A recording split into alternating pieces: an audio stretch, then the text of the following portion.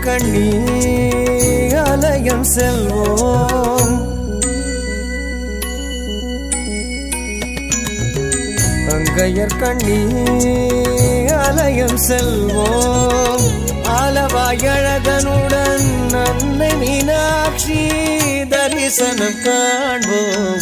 அங்கையர் கண்ணி ஆலயம் செல்வோம். ஆலவாயழகனுடன் அன்னை மீனாட்சி தரிசனம் காண்போம்.